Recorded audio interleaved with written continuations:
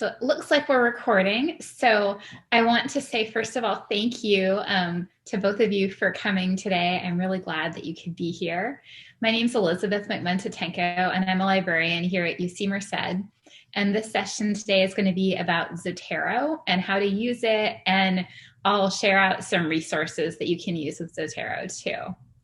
So the reason why you might want to use Zotero is that it's a free open source citation management tool, and you can use it to pull in references, you can use it to organize your resources, you can use it to create bibliographies, and you can also synchronize your data across devices with it. So it has a lot of functionality and it can be really, really helpful. Some other things that are great about it is that it's free. There's a community forum that you can use to ask questions in it. And then it will also save your library locally. So it's not a citation management tool where everything's in the cloud. You can come back to things and use them just on your computer too. And I'm dropping the link to this guide into the chat really briefly. I'm just using it to kind of start off today, but there also are different sections about the different things that I'm going to be talking about. So if you do want to come back to it later, I do want to just briefly mention too that there are some recordings listed in here. So later on, if you forget something or want to come back to it, there definitely are some recordings that one of my colleagues made just about different aspects of using Zotero. So this is definitely available to you. So I'm going to go to the Zotero page, which I'll also drop into the chat. And this is where you would log into Zotero or download it if you haven't used it before. And I think you may have used it before, or at least kind of played around with it and looked at it. But Zotero basically, it's going to list all of its information up here, but you can download it just from clicking on this button. And it's available for Mac and Windows and Linux. When you want to install it, you're going to basically click this download button over here. It's right now saying that it's going to have Zotero 5.0 for Mac, and that's because I'm using a Mac. If I was using a Windows computer, my guess is that it would say Zotero 5.0 for Windows or Linux, and you can see these other platforms offered over here too. Zotero also uses what's called a Zotero Connector, and so it will basically let you save to Zotero from your browser, and I'm going to be talking about that as we go through our session today. But when you want to install that onto your computer, you can just click here. And again, this is saying it's installing the Chrome connector because I'm using Chrome. But if I click here, it will show me these are some other connectors for other browsers. And so it definitely works with other ones besides just Chrome. So you can take a look at some of those too. So I'm just going to go back over here. So just briefly kind of scrolling through this page, this is what Zotero will look like. And I'm going to open up my Zotero in just a bit. And then scrolling down through here, this just gives you some kind of overview information about what Zotero can do. It's confusing me because it has this little arrow that it's using to demonstrate different aspects of itself that I'm not using, but it has this little animation. So basically, it's going to help you pull in research from on the web or from in databases, and it's going to sense your research online. So it will be able to tell basically what kinds of research you're doing and what you're looking at. It also has some different options for organizing your research, which is really helpful. Scrolling down here, it also will help you cite, and you can use it in Google Docs and also in Microsoft Word. And so that can be really helpful too, just that it will let you basically cite directly from Zotero. And then I mentioned this earlier, but it will let you sync everything with your devices. And it does let you also collaborate with others who you're working with too. So that's also a really nice tool that it has, that you can work with other people. You can share different lists of references, and you can build collaborative bibliographies. So that's also just, important to keep in mind. Zotero is also open source. It's a project from a nonprofit, and I'm glancing at my notes, called the Corporation for Digital Scholarship. And so that's also something that's nice about it. It's not run by a corporation. It's run basically by this nonprofit that is trying to make it available and make it available for free. So I'm going to scroll back up here. And I want to talk a little bit about how you can use Zotero. And so I'm going to pull up my Zotero library, which is right here. And I'm hoping people can see that. I'm always afraid in Zoom. It looks like you can, which is great. Thank you. I'm always afraid that in Zoom, I'm somehow going to be showing something and it's not going to show up. But this is the way the Zotero library is going to look. So I have some folders over here. These are different folders that I've basically pulled together to put some of my references in. I have a lot of kind of random things in here because I've done a lot of experimentation with Zotero and have done some different workshops with it. So I have a lot that's in here, but you can see these are different types of articles. Some of them are also, like this one is going to be a book or a book chapter. And then I can see some of them are going to be websites and then scholarly articles. Zotero is going to pull out who the creator of these different things is. And then over here on this right-hand column, there's nothing in it right now, but if I clicked on the name of one of these articles, then it's going to show me more information about this. And so this is going to tell me it's a journal article, it's going to show me its title, it's going to go through its authors, and then it's going to go through all of this citation information that it's pulled in that it would use to create citations. So I'm going to start by talking about how we can pull citations in here, because you can see I have a lot of stuff that's in here already. And generally that's going to work with the Zotero connector that's in the browser. So I'm going to go back over to here, and I'm going to open the library's homepage just to go to a database. So opening this over here, is there a database that anybody wants me to use as an example that you use a lot?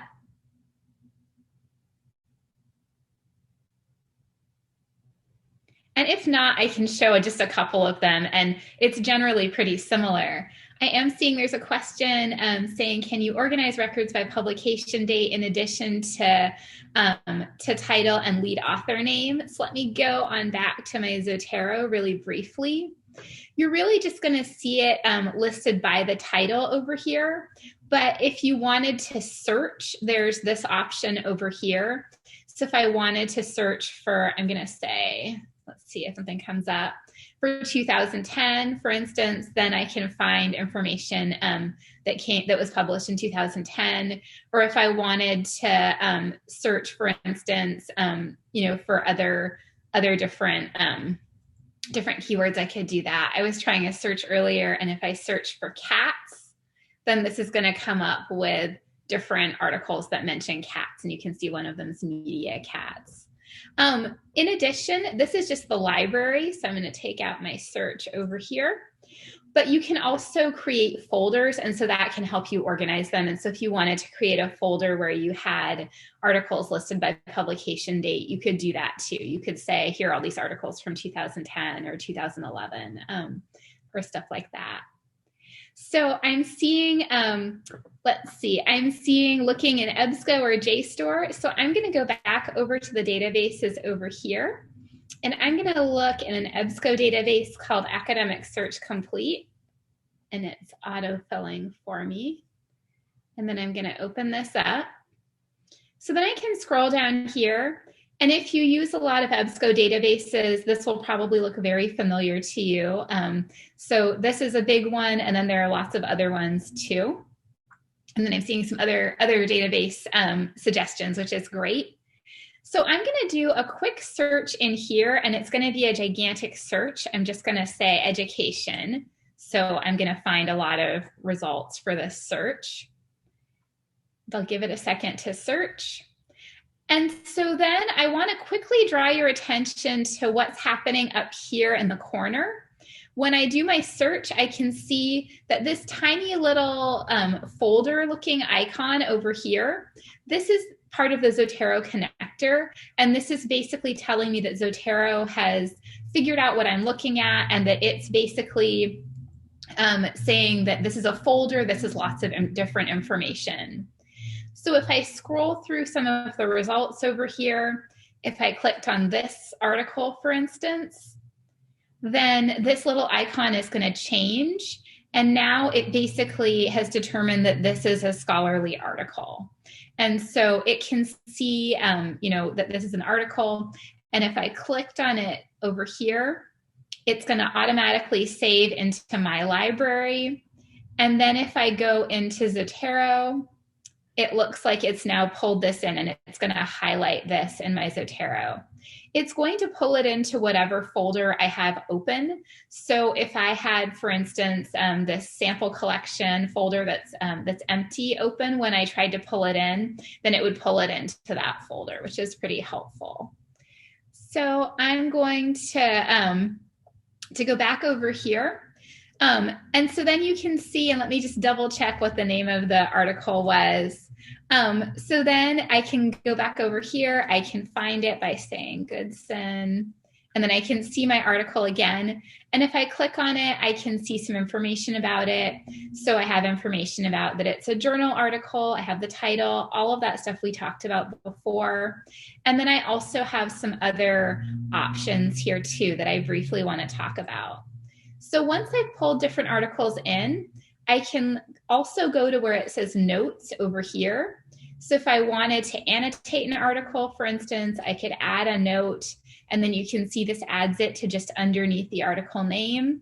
I could type in something like annotation. And then if I wanted to, I could also add in a tag or add in any other information, or I could also edit this in a separate window, so could open it this way. I'm gonna move my chat over to the side, so I'll just close that for the moment. In addition, I can also go to where it says tags over here, and this is going to show me all of the different ways that the article was tagged in the database. So you can see there are some people that were mentioned here, also some topics like teacher-student relationships and teaching methods, Waldorf method of education, and those are pulled in directly from the database. And then if I look over here, this is going to show me different tags that I have just in my tag library. And so I can see that these have now been added over here. So there's a lot of information that I can use with this article. And then if I go back over to the info, I can also see that it looks like there's a link to the EBSCO full text of it too. And so I'm just going to click on that. And then that's going to actually take me directly to the article. So I could just decide to pull that in too. I also want to go back to Zotero over here and briefly talk about how, if I want to, I can set different preferences. So in Zotero, under File, or under Zotero, I can select where it says Preferences. And then this will give me some options for how to deal, for instance, with PDFs and with other aspects of working with my citations. So I have it set to automatically retrieve metadata for PDFs, and also to automatically attach associated PDFs and other files when saving items. If I didn't want to include that, I know sometimes when people are doing research, they're pulling in a lot of materials, and they, for instance, don't want to include all of the PDFs in their search because it takes up more memory. Then you could also deselect this and say, I don't want to automatically attach associated PDFs. Zotero does give you a free account, but if you get too much information, then eventually it does start asking you to pay for more storage. So this is a way to potentially not be using up as much space when you're using Zotero. So that's an option too. Then it gives you some other options over here. It also will let you know about data syncing. So you can, there are some settings over there. It can give you some information about searching and then exporting information. and then about citation information. And this is also going to help you decide what citation styles to use. And I'm going to talk about this just a little bit later. So I'm going to close this up. I want to pause briefly and see if there are any questions so far. Yeah.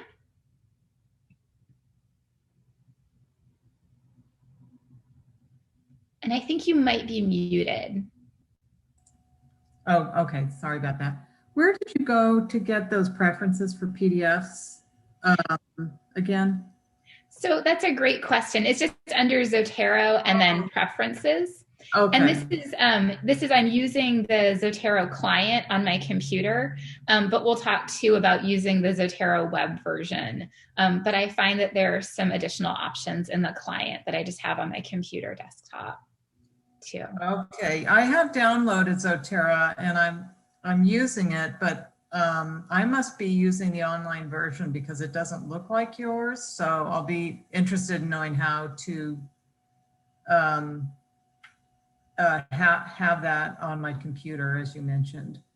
And it may just be searching for it too in applications and then just opening it there too. But it should sync with everything, which is nice. And then it does give you the preferences, which is I think a good thing. Yeah, thank you. So I just want to quickly look at a couple of other databases before we move on. So I'm going to go back to the library's homepage. So I'm going to go back over here and then just go back over to the library. And I'm going to open JSTOR next. And I'm just going to type that in here. And I'll go through this one fairly quickly. Oops, this is not what I want you to do. There we go. And I'll go through this one fairly quickly because it's going to be very similar to searching in Academic Search Complete and pulling in information from there. So I'm going to open JSTOR. I'm going to type in my same search in here.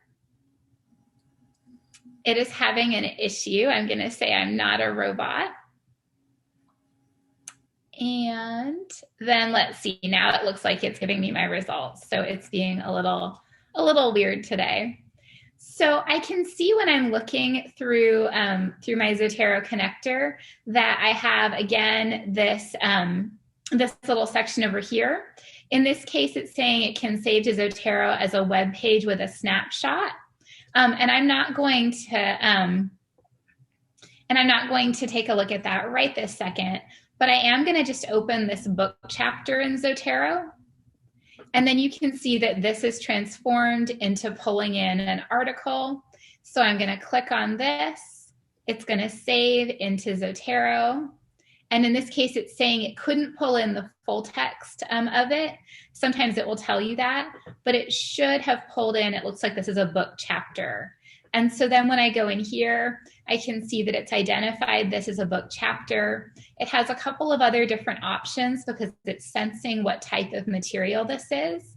And so it has a section for book title, which is different than in the journal article.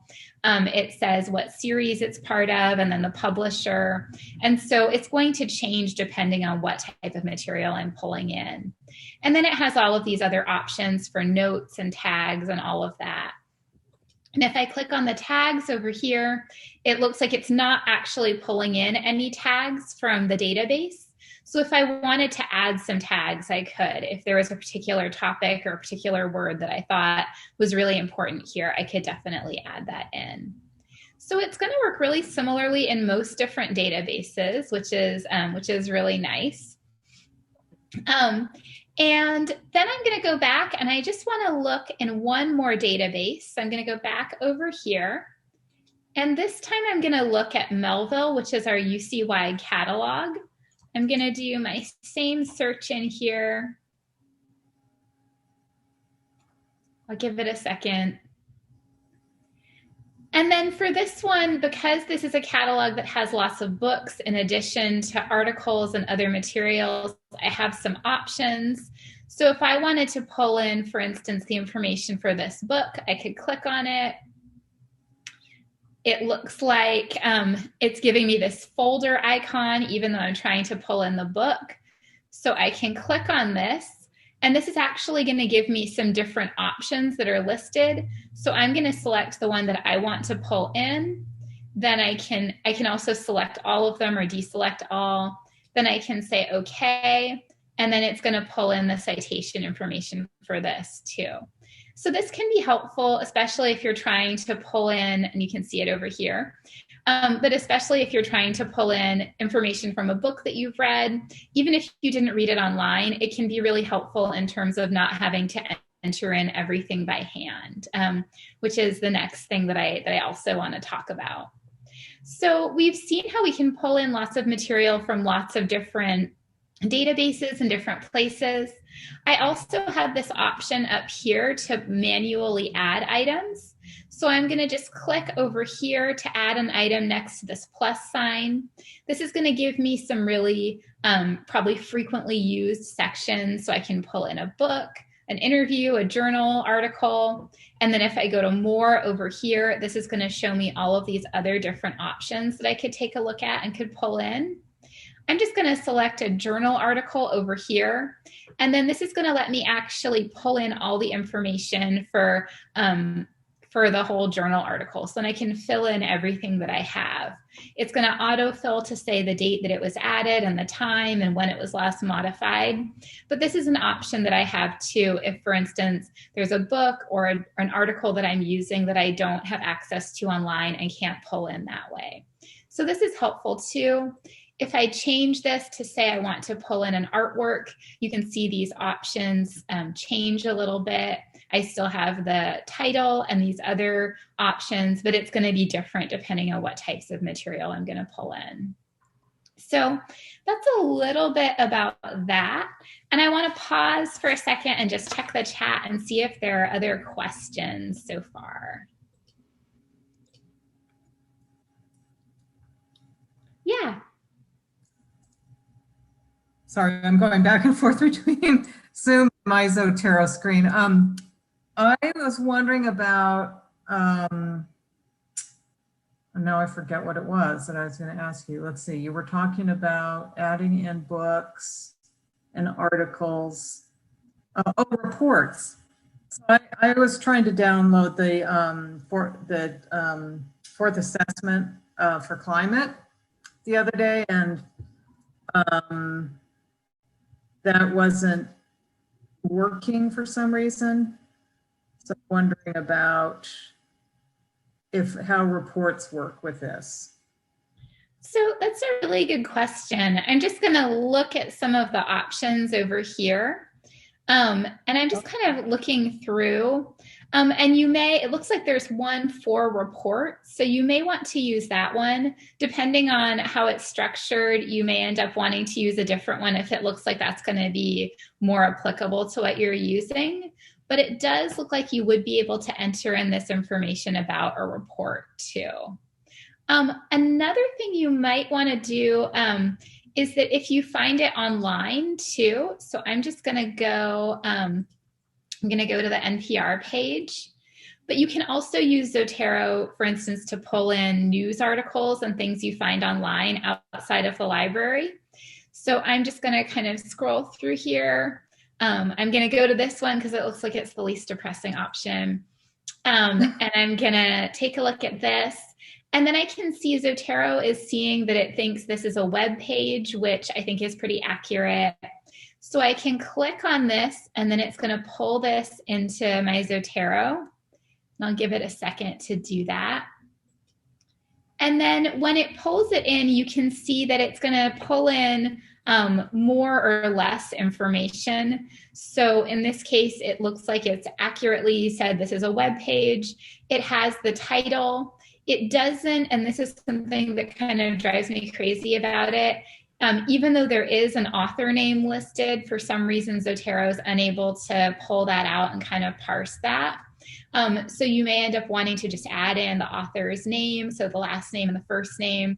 And then it also has some other materials that it's pulling in as well, including the URL. So that can be helpful, especially if you just kind of want to get this in one place and then come back to it. I do want to mention that when you're actually creating the citations, it's really helpful to have all of this information be as accurate and as thorough as possible, just because if it's missing something like the author name, then when it creates citations, it's just going to be using this material. So kind of checking on citations as you're putting them in, making sure it's pulling everything effectively is going to be, I think, a really helpful thing to just kind of be aware of. But it will pull in some information about it, which is good. And I think that could be a potential option for a report too.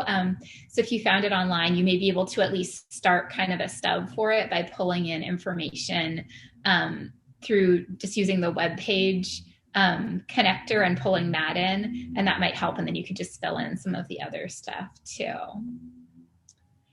So the next thing I want to talk about is how you can organize some of your references and resources in Zotero. I'm always moving around my Zoom windows and buttons. But now we've pulled in a couple of different articles and a couple of different things into here. You can also organize everything by, for instance, creating folders, and you can make a folder by just entering in where it says new collection. Then you can enter in its name and say, okay. I'm going to open up this one that's called sample collection that I have that has nothing in it. And so if I wanted to add anything in here, what I could do is I could pull in any of these articles that I'm interested in. I'm just going to right click to select the ones I want to pick. And then I could drag these into this folder. And then when I have the folder, it looks like I've dragged all of these different things in here. In addition, if I wanted to pull materials directly into this folder, then I could also do my search in databases. And then when I want to pull in my articles, I could just keep the folder open. So it would pull them in here. And it looks like, oops, I wanted to pull them into sample collection, but I think I did the wrong one.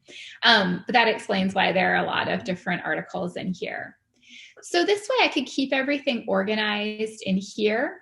I also have some options to work with these materials too. So if I wanted to add, for instance, a note just on its own to the folder to help me work with my references, I could do that. I also, if I click on the name of an article, I have an option where I could attach a stored copy of a file or a link to a file or a URI. And that will also help me kind of work with my references if I realize later I want to add more information to something, because then I can do that. And then if I wanted to create a bibliography out of all the information in here, I could right click on everything in this folder. And then this is going to give me this option over here where it says I can create a bibliography from these items. And so if I click on that, it's going to take me to the citation style section, which we looked at in the preferences a little bit before. This is going to let me choose a citation style. These are not the only citation styles that are included. These are basically ones that I've pulled in because I wanted to use them for examples or because I thought they would be helpful. I can also go over here and say manage styles. And then this will let me see the ones that I've pulled in. I can also say get additional styles. And this will let me search for styles in different fields. It will let me search by different types. So if I'm looking for an author date style, or if I'm looking for one in a certain area that's used a lot, I can take a look there. It looks like 9,989 styles that are listed in here.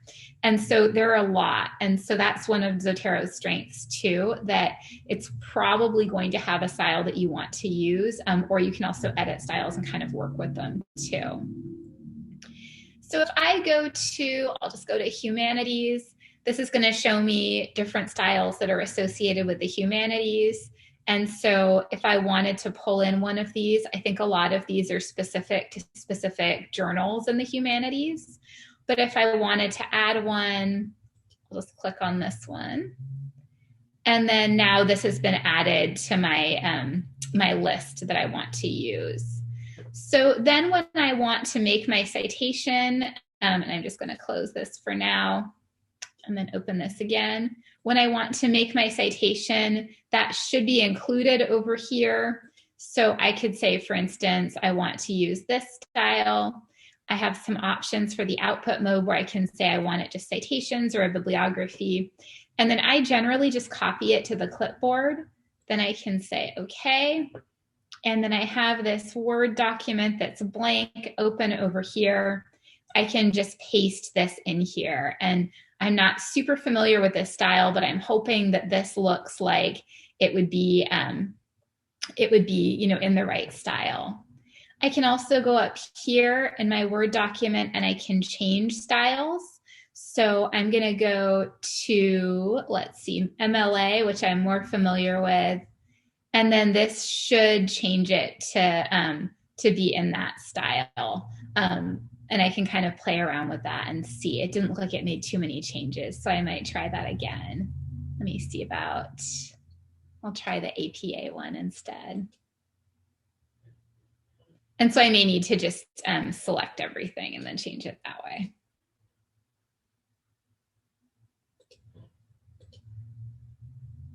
So I would probably have to play around with it a little bit more. I also do want to pause for a second and see if anybody has questions. And I also want to talk about using some of the connectors that you can use in Microsoft Word and Google Documents too.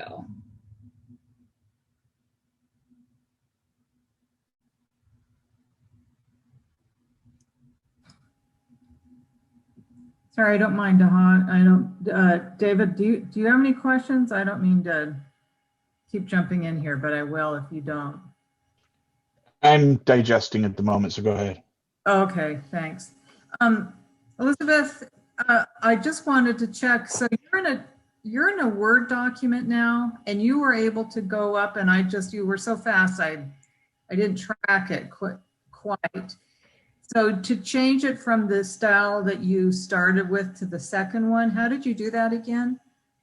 So I'm going to talk about that now. And I basically just pasted this one in from Zotero. I think that's why it wasn't changing it.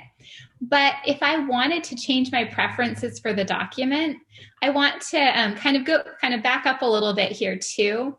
So this is just my Word document, but when I download Zotero, it should add a plugin for Zotero to Microsoft Word as long as I have the most recent Microsoft Word.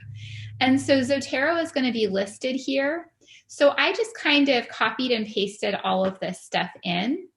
But if I wanted to add a bibliography to it through the plugin for Microsoft Word, I'm just going to delete this for now. I could go over here and can say add edit bibliography. Oops. And it's going to make me add in my citations first. So then I could go over here. It's going to give me this little red box. This is, I always feel like, is kind of difficult to work with. So you can also go over to where it has the classic view, just whatever your preference is. And then this is going to show me all of the different articles that I had pulled into that folder.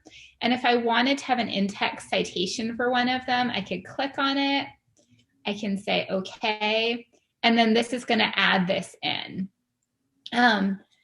If I had more that I wanted to add, I could say, I'm just adding in my paper. And then I could go back over here. I can do a search. If I know, for instance, the name of the article I want to pull in, it looks like I'm going to pull in this one, and I'll just say this author's last name. And so then I could pull that in. And then this is going to be added directly into here. And then if I wanted to create a bibliography, I could just click over here to where it says create a bibliography. And then this is going to create my bibliography. So the other one was not moving because I had basically just copied and pasted it out of Zotero. But if I want to build it directly in Microsoft Word, then I can just add it directly in here. So this should be available once you download Zotero into Microsoft, or once you download Zotero and you have the new version of Microsoft Word, it should be available. I have it. Oh, yeah. I've downloaded that plugin. I have it. Oh, good, good. So can you change the style of the citation too? Like if you wanted Anderson and Wilson and the date of that, could you revise that as a citation? You can, and this is what I was trying to talk about before and mixing myself up about. You can change the citation style just by clicking where it says Document Preferences. And then I would need to find the style that I want to use. So I'm going to just click on this one because I think it's going to look a lot different. And then if I say OK, then it's going to change my citation style. And in this case, it's going to turn it into a numbered one. And so if I wanted to use a different style, that would have all of these different pieces of information in a different order, then I could just go up here and I could change this into a different style. The nice thing about this too is that it will put the citations into the right order, regardless of where they are in your document. So if you're moving from a style that's putting the citations into alphabetical order, and then you switch to a numbered one, then it will move the citations around for you. So that's really nice in terms of just working through that. And if I switch this again, if I go to this one, then it will change it again. So using it with Microsoft Word can be really helpful because it gives you a lot of options in terms of how you can kind of work with your citations. I also just briefly want to go over to this untitled document in Google Docs. Google Docs has the same plugin that you can use. So you'll also see Zotero in here, and it's going to have the same options where I could add a citation. It has the document preferences again. And so you still have these options in here, even though it's a different tool. So that can be really helpful too. So I'm going to go back over here and I'm going to open my Zotero again. One thing I'm realizing that I forgot to mention before is that you can also add citations from PDFs. And so I briefly want to just show you how that can work. And I'm moving around my boxes. So if I wanted to add an article from a PDF I have on my desktop, I could click on it and then just drag it in. And you can see this initially starts off with the name that I given it just on my desktop, but then it's going to actually change to have the name of the article, what it's actually called, and then it will pull in all of this information too. So that's another way that you can pull information in that can be helpful also. I want to pause again and just see if anybody has questions. Okay, I do have a couple. Okay, first off, in the citation, when you pull it in, sometimes when you pull in a book, or especially like an edited volume, it will pull in the editors and list them in whatever order they're listed in in the server, but the style wants them listed in alphabetical order, but it still seems to just go by which one is listed first in the Zotero list. And I'm wondering if there's a way to move people on that list to put people in alphabetical order, if you just have to type it in and delete. You can, I'm just kind of checking over here. You do have this option over here to change people to editors, but what you could do is you could just move them just over here too. And so if you don't want them in alphabetical order, if you want them in the order that they're listed, for instance, you could just change this. And this is not, let me go to one that's a book example too. Let me go over here. So I'll go over to this one. So if, for instance, if Jan Meyer was an editor here, then I could, let me just kind of check on this. But then I could just move this information for the different people's names so they're in the right order. So it unfortunately isn't just going to let me kind of drag and drop them into the right order, but I could move them around there and change that for my citation. When you say move them, you're talking about adding and... Yeah, or you could just, for instance, if you want to change it, you could just click and put, for instance, Ray Land's information up here, and then put Jan Meyer's information lower if you wanted to. So you can switch the orders. I wish there was a way to kind of drag and drop them, but I'm not aware of that, unfortunately. Okay. My other issue recently has been with, and you know, to be honest, I don't use the web connector as much as I've been using the, like in Melvyl where it says cite, you can click on that and generally it gives you an option to like export, which has not been working at all lately. It just keeps giving you an error message, but sometimes it will ask you to export like an RIS file, and then it comes up with everything lowercase, which the titles are not. And is that just because it's an RIS file, or does that matter if I use the Zotero connector on the web page? So I'm really glad you brought that up, especially the Melvyl issue, because the Melvyl issue, I should mention, and so I'm glad you brought it up. It's a known issue where it does have this problem where when you try to, and let me just open this in Melvyl over here, but where when you try to pull something in, let me just do my education search again. I'll give it a second. So if I tried to pull in this article again, like if I went over here and said cite, and then went over here where it says export to RIS for RefWorks, I know that this is an issue that hasn't been working and that that has been kind of problematic for a while. So that's something to sort of be aware of. In terms of it pulling in the lowercase, I haven't seen that as much, but I have seen that when I use the connector, so if I just use the little icon just in the browser, I haven't seen an issue with that. So that might be a workaround to just try to use that instead of doing the direct export. But that, I know that for some of the other databases, the direct export can also work really well too. But I'm really glad that you brought that up because I wanted to talk about that. And I'm going to give one last one. It should cover all my questions since the beginning.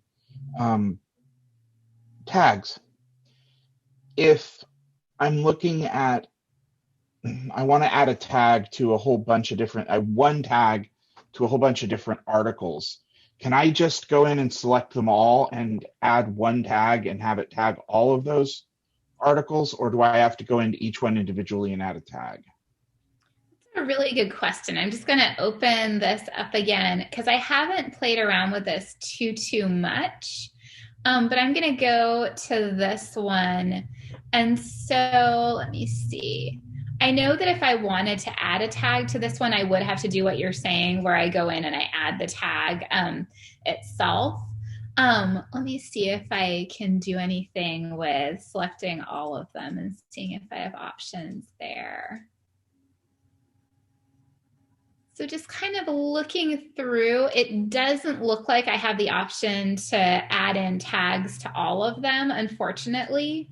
But you would be able to, if they're, for instance, all in here, and if you have the tag already listed, you could just say add, and then you could just type it in. So I'm going to say teaching, and it should at least start coming up with options. So you hopefully won't have to type in the whole thing.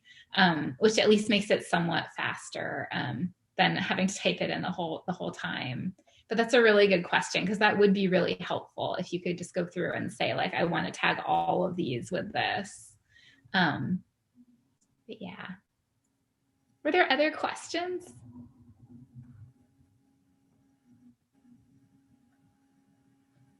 So I want to just briefly, I'm going to go back over to Zotero on in my browser, and I briefly just want to talk a little bit about the web version of it too.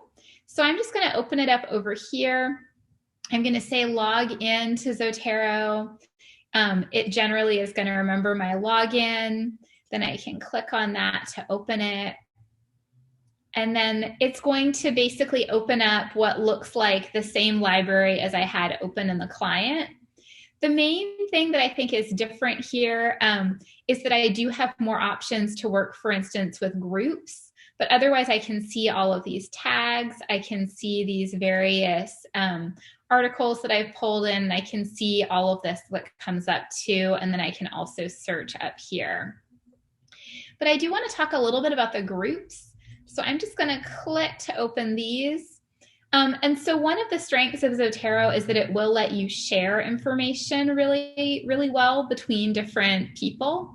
So you can create different groups. For instance, if you're working with several other colleagues on a project, and then you can also invite people into different groups. And so these are just various groups that I've kind of been playing around with.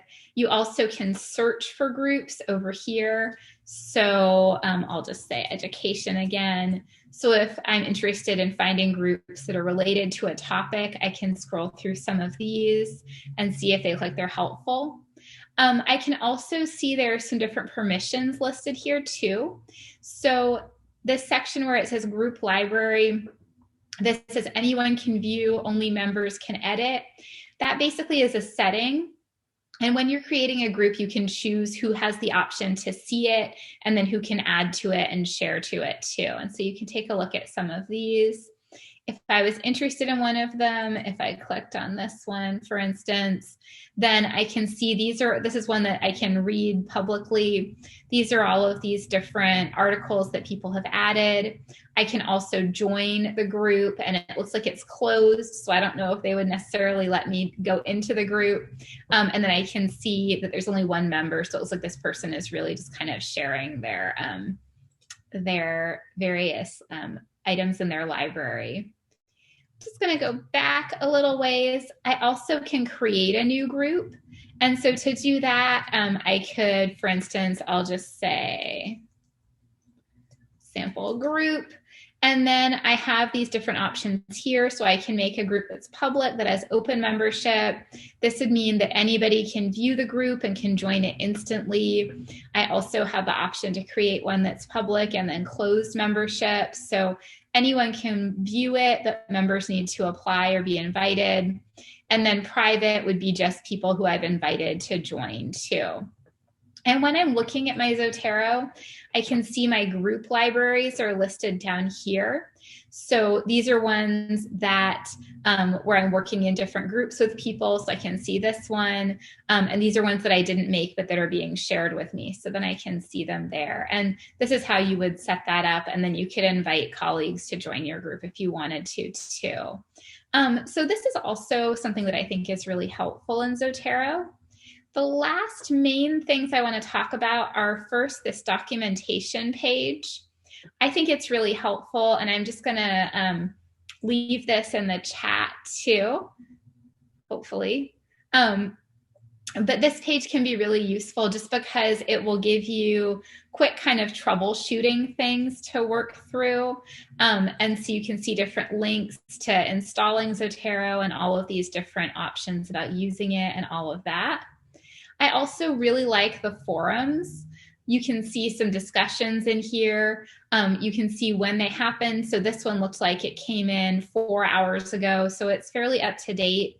And then people will actually try to answer your questions too. So this one looks like there's an issue with a particular journal style. And then it looks like somebody's looking at it and then giving other options. And so there are people who definitely try to help with this. And since it is open source, I think there's this kind of sense of ownership that people have with it, with trying to get it to work well and stay up. So I'm going to go back over here. And I want to just kind of finish up a little bit and just say that if you do have questions, I definitely want to answer them. But that was the end of the kind of formal part of my presentation. But were there other questions?